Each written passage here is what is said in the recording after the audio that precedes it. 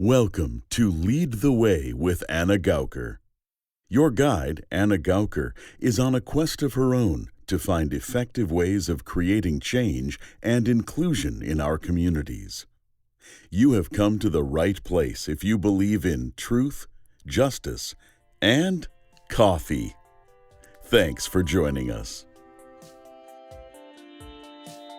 Hello, welcome to a new year of Lead the Way.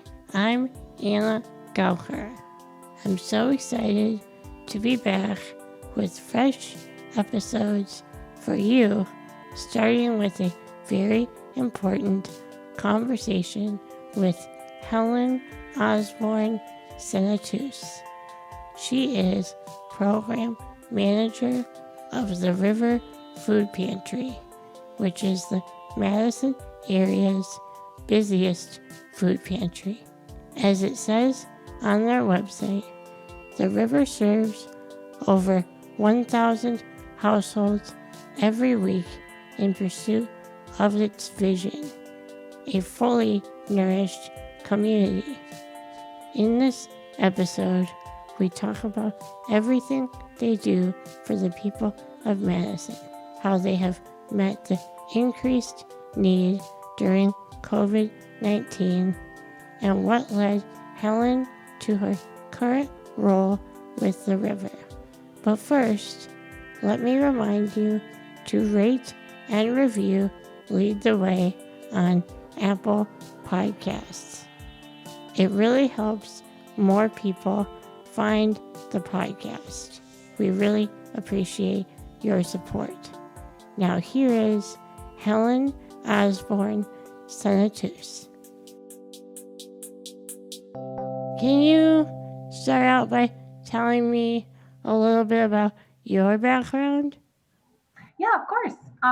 My name is Helen Osborn-Senatus. I'm the program manager here at the River Food Pantry. And I got my master's in social work at Florida State University and worked in the child welfare field for a couple years. And then when we moved back up here to Wisconsin, I was looking for another way to support families and children. And after when I was ready to get back to work after starting a family, the River Food Pantry had an opening, and I'd always heard just really good things about the River Food Pantry and their just location, especially being on the north side of Madison, and their openness to volunteers and just accessibility for the community and the services done here. And so I was excited to join the team. I'm very happily the program manager here. Well, let's back up a little. I remember I did a little bit of research about you, and you've had so many different experiences before even getting your current position. Can you tell me about some of your previous volunteer and other programs that you've been involved in and what that sort of course was like for you? Oh, sure. So like previous to the river? Yeah. Oh, of course, Anna. I earned my undergraduate degree here at UW-Madison. And let's see, after What undergrad. was your degree in again? Yeah, I majored in political science and earned certificates in global cultures and African studies. My original plan was to go and work internationally, maybe through the State Department. But I ended up actually, a friend that I studied abroad with told me about a program called City Year, which is under the umbrella of AmeriCorps. Yeah. So I applied to them and just said, send me where you need me. They're all over the country and actually a couple international locations, and they needed some more people down in Miami, Florida. And so I got to serve 2 years with City Year Miami. First year as a core member, working directly with students and families in the classroom, and then on weekends and after school, doing like leadership and community service with them. And then the second year as a team leader. And so I got to lead a team of core members serving students. And then from there, I went to Florida State University and earned my master's in social work with a focus on child welfare, and worked as a case manager for about a year down in Florida, working with families who were involved in the child welfare system, and then transitioned to a position at the Children's Advocacy Center and did forensic interviewing for kids when there were concerns of abuse. And so gathering, using best evidence-based practice to gather information without leading questions or anything like that. And then helping with referral services to help address, trauma experienced. And then kind of realized, wait, I missed the Midwest. And so got to come back up to Wisconsin, which I'm very, very thankful that I was able to do. When you heard about the City Year program, what made you decide that was going to be the best fit for you? Sure. City Year really stood out to me because it focused on kids who go to schools who are oftentimes face additional barriers or additional challenges, and not always, they don't have adequate funding and resources. And so it places people in different areas around the country for a whole year. And the focus is on students, but not only as students, as also people. And so that's why we did work academically, but then also after school programming and weekend programming, which I really liked because, students are students, but they're, human beings first, and students are just one part of their identity. So I liked that City Year recognized and worked towards supporting kids and as students. Did your experience with that kind of change your direction in any way, or were you already thinking about going into social work later on? Oh, great question. I had thought about social work when I first started on my undergraduate degree, and then just, kind of found political science and really enjoyed that in international studies. But yeah, being with City Year and getting to work with kids full time again, and especially doing some weekend work with different, like group homes for kids, really made me want to just have a career focused, or at least a degree that helped me be able to focus on kids and families. And social work, which just seemed like a really nice broad degree that I could do a lot with. And luckily, City Year has partnerships with a good number of universities for scholarships for alumni. So that working with City Year definitely helped me back in the social work direction. Very cool. Yeah. And then you said you got homesick.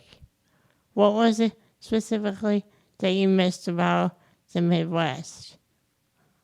Sure. One of the big things I missed was just, this is where my parents still live, and so it was nice to be. Now it's nice to be only a couple hours away from them instead of, when I lived in Tallahassee, it was about a 20-hour drive. In Miami, it was closer to 30. So getting to be by family and good friends from childhood and college, and also I just kind of missed the Midwest in general. The seasons.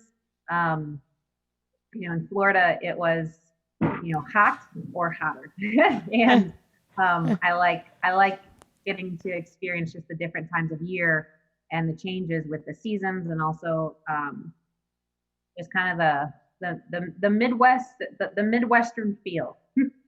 And then after grad school, you made your way to River Food Pantry. Can you talk more about what drew you in to this role? Sure. Yeah. So as the program manager here, our programs really focus on increasing accessibility to food. We are the largest food pantry in Dane County, And while we serve about 1,000 families a week, we also recognize that there are a lot of people facing food insecurity that we don't currently get to serve. And so our programs right now, we have River Delivers, which is our delivery program and actually just publicly launched, I think, last week. We have our on-site meal program called FAM, Family at Home Meals. And so we, are able to prepare meals here on site, and we actually have recyclable or compostable packaging. And we send, when people come for groceries, or if they just want to come for a meal, they can come for that. And the only prep is reheating. We also have our volunteer program.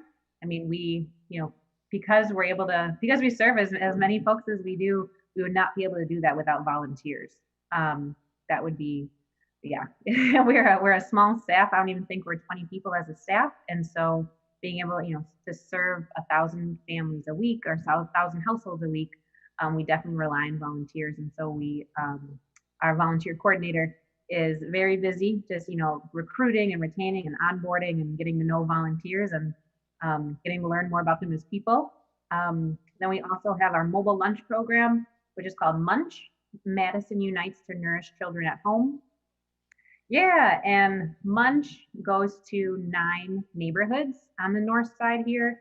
And previous to COVID, it ran on Saturdays and then teacher planning days. And it was born out of the really community recognition that when there's no school, kids who qualify and rely on free and reduced lunch for a meal might be missing that meal. So they might be going hungry at home. And so Munch on non-school days steps in to provide that meal.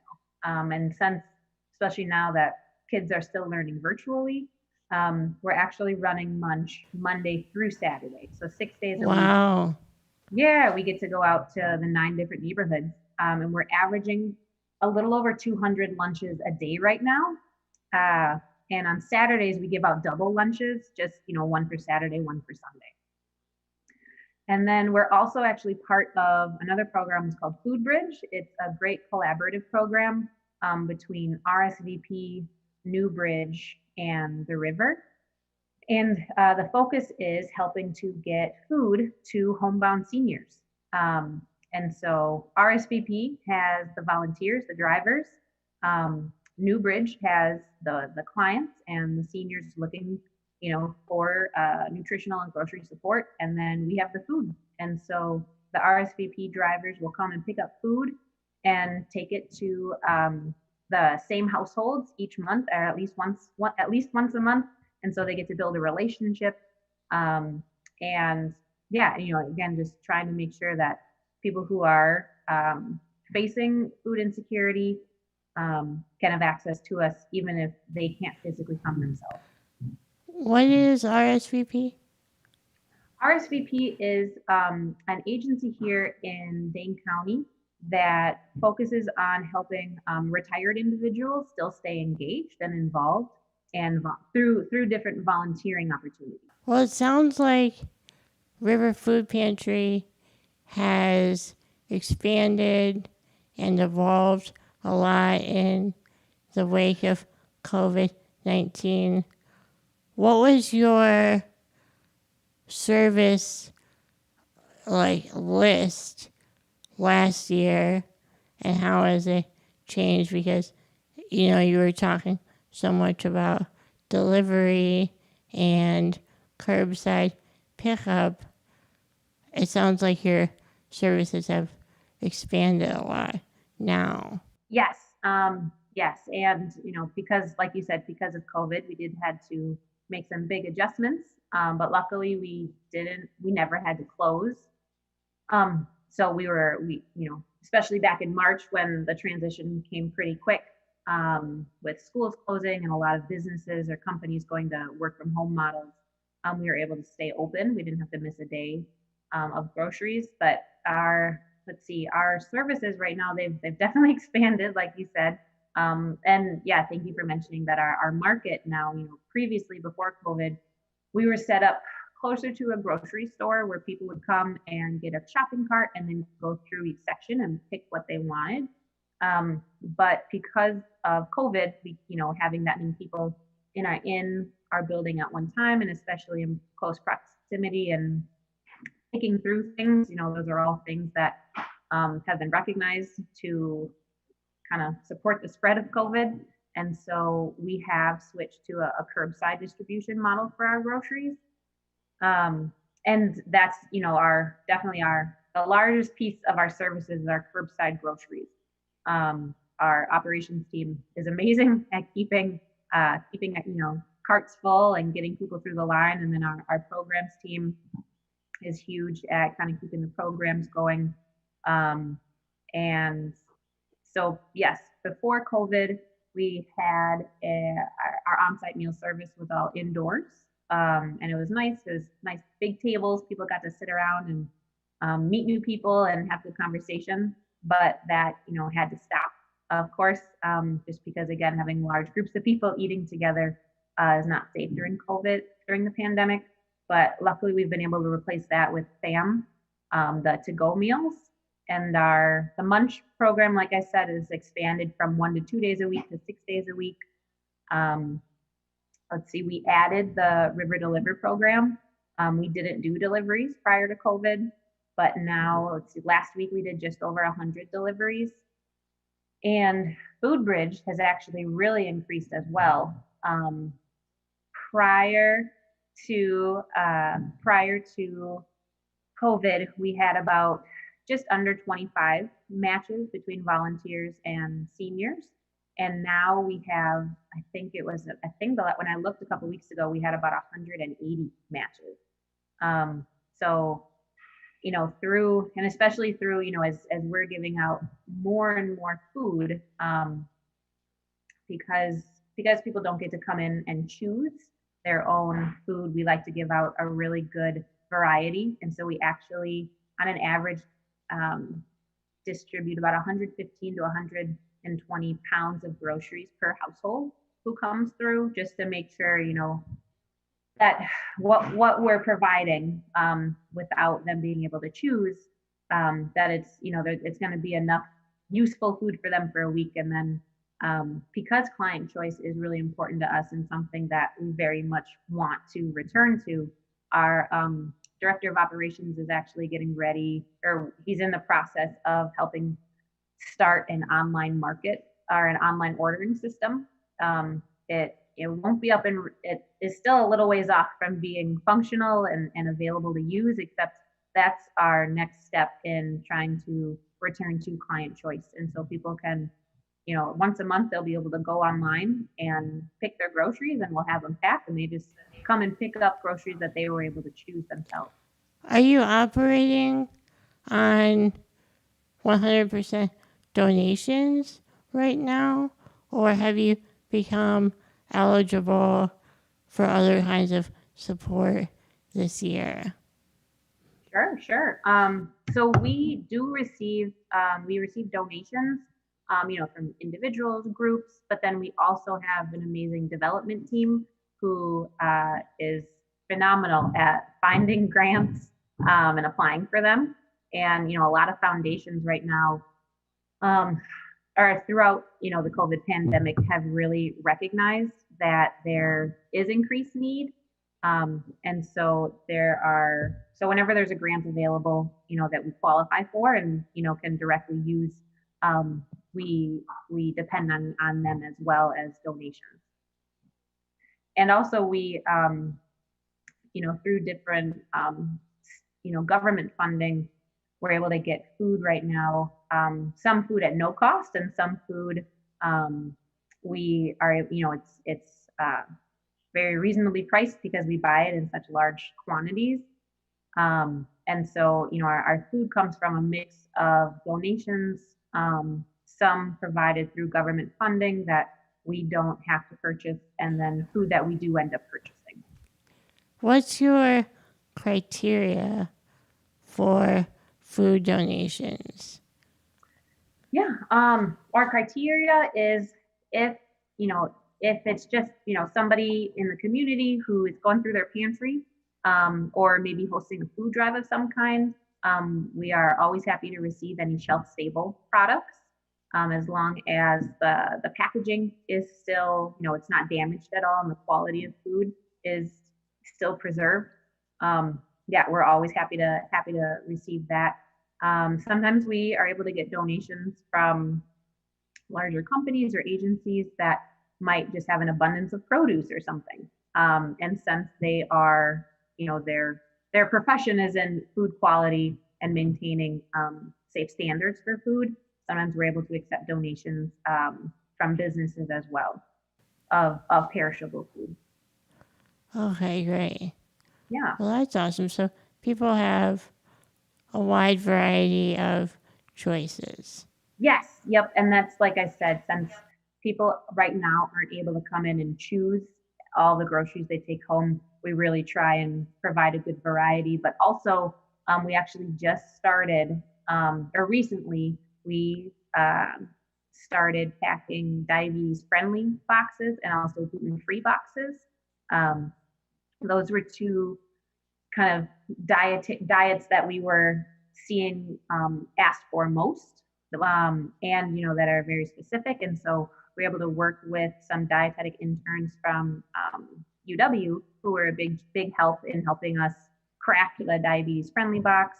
And then we were able to get a good amount of gluten-free products, thanks to a donor who wanted to do, help with a specific project. And so now all folks have to do is when they come through the line for groceries is just say, hey, instead of the dry shelf stable box, I'd like the diabetes friendly box or the gluten-free box. With such a big need right now, especially, what's it been like collaborating or trying to reach out to expand and get food to a greater number of people and kind of spread out further? Sure. Well, collaborating, uh, one thing that's kind of I've noticed has happened during the COVID pandemic is a lot of us involved in the emergency food system have more communication with each other. And it's, we would, one staff member from the river might speak to a staff member at Badger Prairie Needs Network, and another staff member might speak to staff at St. Vinny's or Mom's. But now, more often we're in, on a scheduled regular call, and able to kind of keep each other updated on like, hey, this is what we're planning for Thanksgiving, or this is, the precautions we're taking for staff and volunteers in response to COVID. And yes, with helping expand food, I mean, again, there's amazing collaboration. If somebody has, more of, maybe they had a huge shipment in of something that needs to be refrigerated and they're out of cooler space, pantries can reach out to each other to help, find homes for that food. So the quality is maintained, and also just the community support. I think a lot of people during the pandemic have just recognized that there's a lot of extra barriers that people are facing and a lot of difficult situations maybe people are in for the first time ever. And that was because of that community consciousness, that was a big reason we were able to start the delivery program. Because while we were receiving phone calls from people who needed a delivery because, maybe when the buses weren't running as often, or they were in a high risk category and so they couldn't come here themselves, or school was home and they had no transportation and they had 3 kids at home, reasons like that. So we were receiving more requests for delivery, but we were also receiving phone calls from people asking if they could deliver because they were maybe working from home or home from school or furloughed for a short time. And so they wanted, they weren't sure if they wanted to come volunteer on site in person with other people, but they wanted to still serve somehow.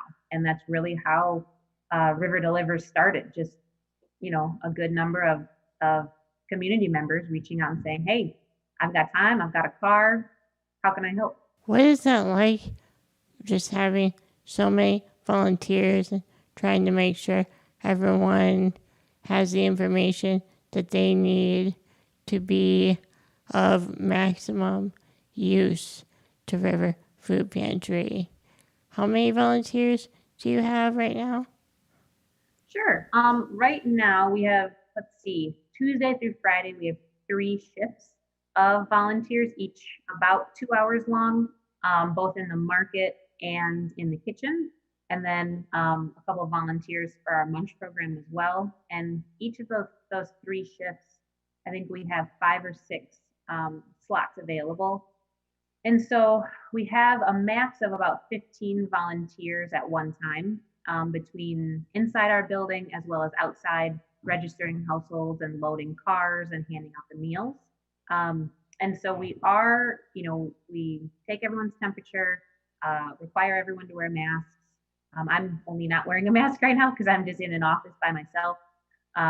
We have gloves for people to wear. We are very conscious about maintaining social distance between people. And I mean, the nice thing is too, if we're short, and maybe the market is short, and so they might grab a volunteer from the kitchen.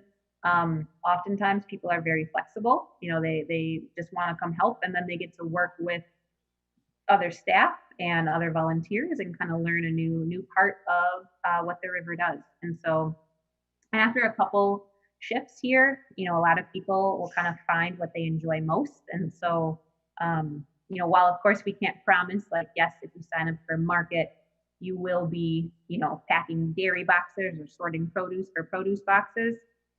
We can't promise, that type of specificity, but we really do like to pair volunteers with tasks and responsibilities that they enjoy. What would you say is the biggest lesson that you've learned this year as River Food Pantry has gone through so many changes? I think just how it's amazing to see how adaptable people can be, to help step up and meet the needs of others.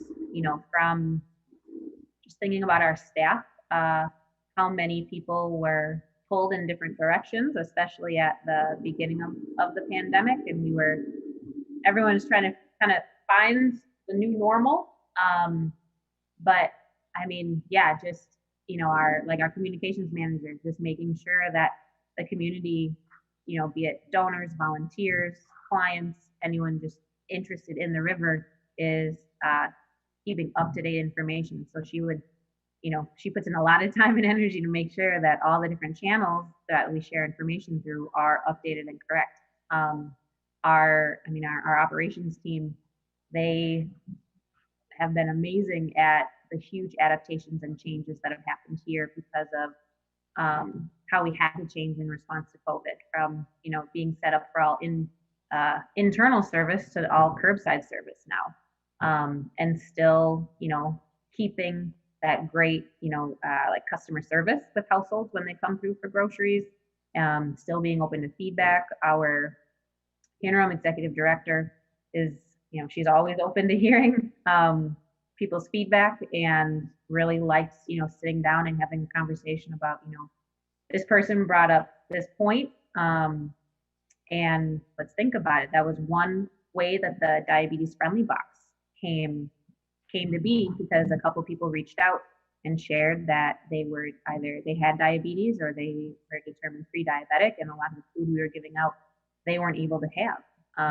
and be able to keep the diet that they were supposed to be on. And so with their input, with, like I said, UW dietetic interns, and just with staff availability, that was able to happen. And sorry, I know this is a long-winded answer, but I think overall, just to see the huge amount of energy and passion that people put in to helping other people, have a little piece of stability during this really difficult time. All of our staff have stepped up in huge ways. Our programs have changed in huge ways, and all the coordinators have been amazing at keeping up with changes, seeing how many volunteers, maybe they're brand new volunteers and they've never been here, and now they're regulars through COVID, or are volunteers who used to be regulars, but because of their own health concerns, they aren't coming in anymore, but they're still trying to be involved and doing things from home. And I mean, the households we get to serve, they folks they come and ask questions and give us feedback, and we change when we can and try, and if we can't, we like to explain it. But yeah, just kind of the overall push to make sure that we're still providing useful service to the community. I guess this is sort of taking a step back, but what is a typical day like for you? Sure. Yeah, well, let's see. My position is a really nice mix of kind of the logistical and behind the scenes work, because each of the programs that I mentioned, besides Food Bridge, but volunteers, Munch, FAM, and River Delivers each have a coordinator that I get to supervise, and so just it's a mix of making sure that they have what they need to run their programs, and then also sometimes I get to jump in and help with the actual service. So if that's helping with registration up front, if it's someone makes a donation and it needs to be weighed in, doing things like that. But I mean, luckily this is a nice position of getting to have good interaction with people very, very constantly, very, very regularly. And I still go out on the munch route sometimes. And then here at the river, let's see. So Mondays is kind of our prep day for the week. We're not open for groceries on Mondays. We do munch. We do the munch route, but it's our, lots of sorting groceries and packing. That's when, the most emails get answered. But yeah, Mondays are kind of our prep day. And then Tuesday, Wednesday, Thursday, Friday, our market is open from 10 to 3. And so people will start coming to work around 7 o'clock in the morning. If we have any deliveries from vendors, they'll get those weighed in and in storage, and then kind of lay out the game plan for what we're going to have volunteers do for the day. The kitchen will start prepping the meal and get it all set up for volunteers to cook certain parts or do packaging. We'll, like, our delivery coordinator will make sure that he has everything in place for his deliveries. And then at 10 o'clock, we open up and do serve groceries from 10 to 3, and we serve the on-site meal from 10 to 2. And then at the end of the day, it's, kind of cleaning up, keeping, making sure everything's put away, everything's turned off, everything's closed. And then make sure everything's really clean and sanitized. And then just kind of getting ready for the next day. And you're open through Saturday? We are, so for groceries, we're open Tuesday through Friday. Okay. But our munch route runs Monday through Saturday. So Saturday, the only, we're just doing munch on Saturdays. Okay. Yep, and munch is at the 9 neighborhoods, not here at the river on site. Well, on this podcast, we focus specifically on leadership. Is there any specific person or organization that you look up to, either in serving people and reaching who needs food, or any other way that you find your leadership role models? I think here at the river, I mean, my first thought goes to our interim executive director, Rhonda Adams. She has been here at the river for over 7 years, and has built amazing relationships with everyone involved with the river, be it people who come for groceries or people who come and volunteer, people who make donations. Um, she leads by example.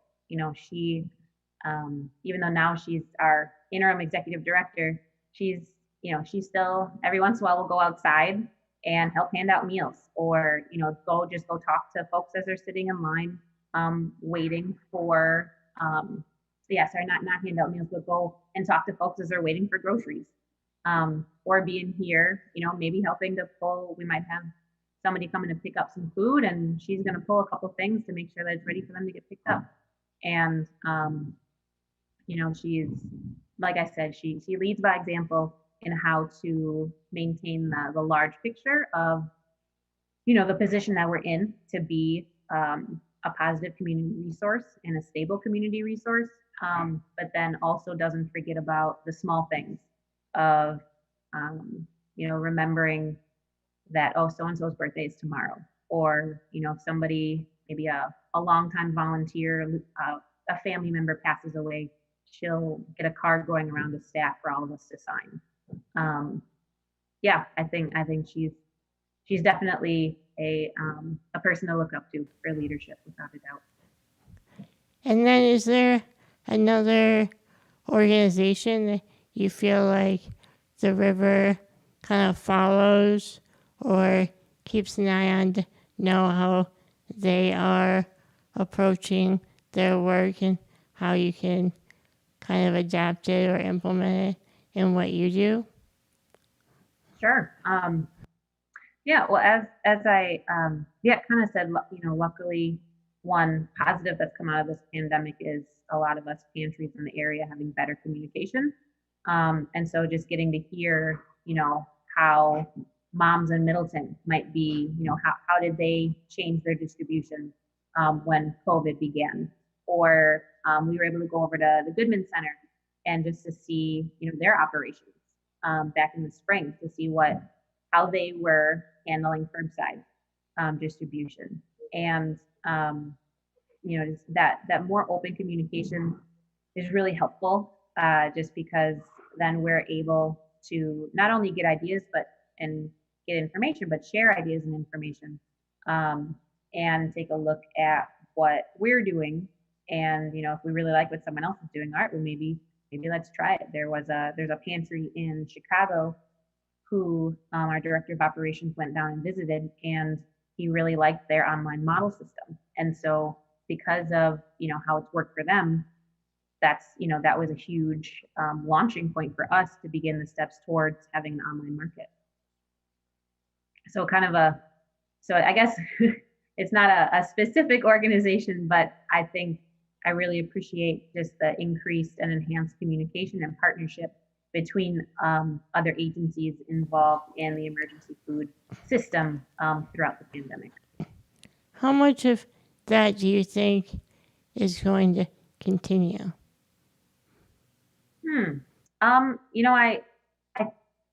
I really think a good deal, just because I know personally I've gotten to meet many more staff at the other pantries, and at the other, not even just pantries, but the food banks in the area, Second Harvest and Community Action Coalition, and just other people and agencies working to provide community support to address different types of issues. And I think we all recognize how much we benefit when we communicate and collaborate. And so I really think, whatever our new normal might be on the other side of this pandemic, I think our collaboration will continue. Before I let you go, what is the best way for people to support what you're doing? Oh, yeah. Well, here at the river, we have, a good number of different ways to support, and it's really whatever people are comfortable with and able to do. If that's coming and spending a couple hours a week with us on site volunteering, that's a very direct way to support the community and support the work we do. If somebody is able to donate financially, we are able to put 95 cents of every dollar donated directly to our services and programs.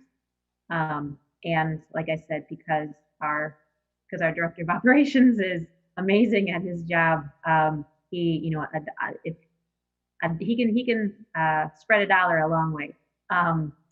Or it could be hosting a food drive or a hygiene items drive or a cleaning supplies drive, in your neighborhood, or if you're working on site or in a social club of some kind. Those are all ways. Or, coming to volunteer as a delivery driver. That's another way too. Well, Helen, thank you so much. This has been so great. Oh, yes, Anna, and thank you so much too for, just being interested in the work we do and helping to, more inform and better inform the community. Thank you so much to Helen Osborn-Senatus. They do so much good work at the River Food Pantry. Please visit riverfoodpantry.org for more information and ways you can get involved. All episodes of Lead the Way can be found on Spotify, Google Play, Stitcher, TuneIn, YouTube, and of course, Apple Podcasts. Thanks to Buzz Kemper for his voiceover artistry in the opening. This episode was brought to you by the time and talent of Tyler Willenbrink, Annie Petrus, and Jeremy Van Mill. I'm Anna Gauker. Until next time.